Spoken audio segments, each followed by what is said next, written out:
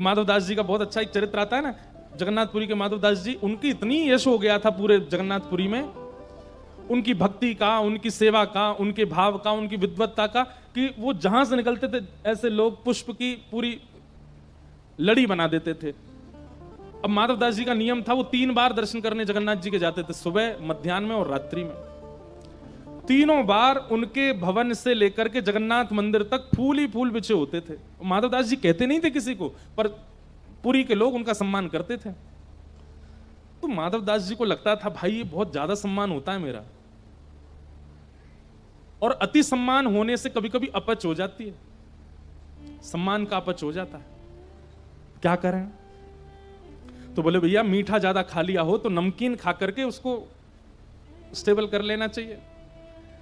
तो माधवदास जी का इतना सम्मान हो गया कि माधवदास जी बोले अब मेरा अपमान कैसे हो, ऐसा मैं क्या करूं जिससे मेरा अपमान हो। अब वैष्णव हैं, अब चाह करके भी वैष्णव ऐसा कुछ नहीं कर सकता कि उसका अपमान हो। लेकिन माधवदास जी ने एक युक्ति सोची।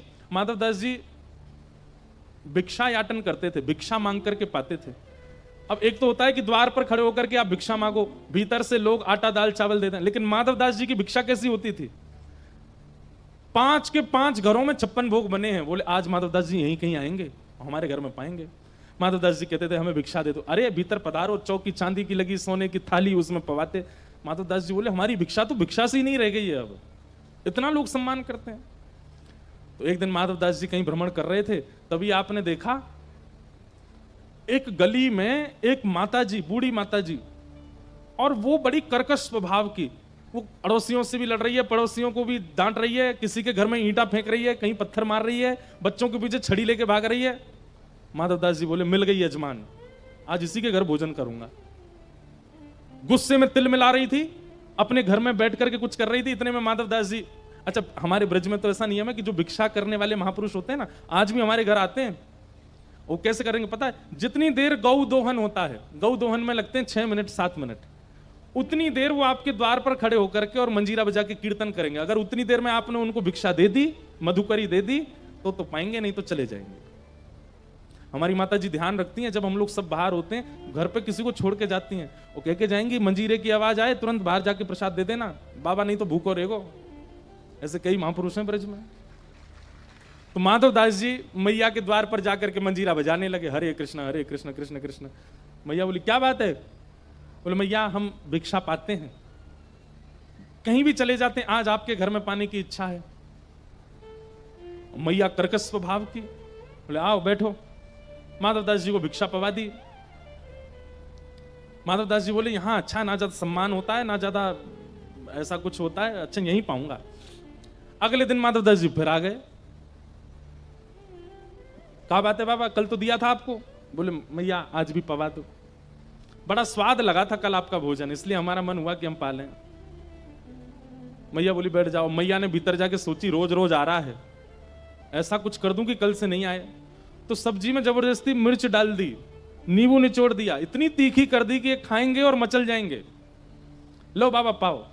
माधवदास जी ने जैसे ही पाया, पाते ही आंख बंद हो गई, आंसू निकलने लगे, इतनी मिर्च।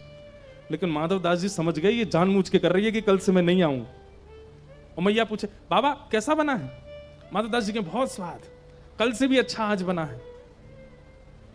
मैया बोली इसमें तो कोई फर्क नहीं पड़ा। अब आज माता जी सुबह से ही चिंता में थी कि कहीं आज बाबा नहीं आ जाए। गोबर का चौका लगा रही थी घर में।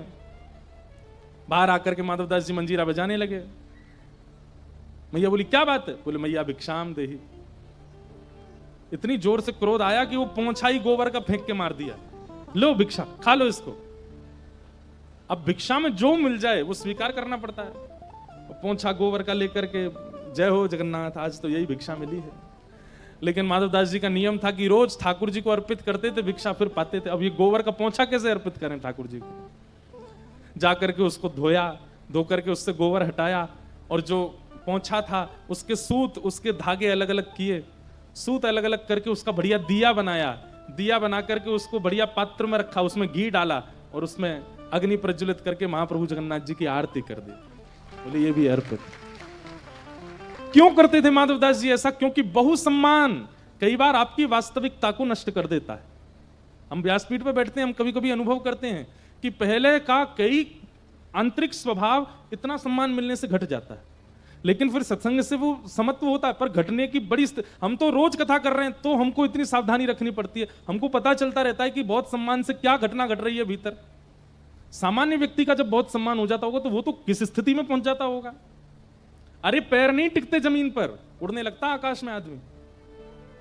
इसलिए बहुत सम्मान की इच्छा मत रखो। रूप, यौवन, संपत्ति, बहु सम्मान और इनके साथ सत्संग का ना होना, ये भगवत भक्ति में बाधा बनता है।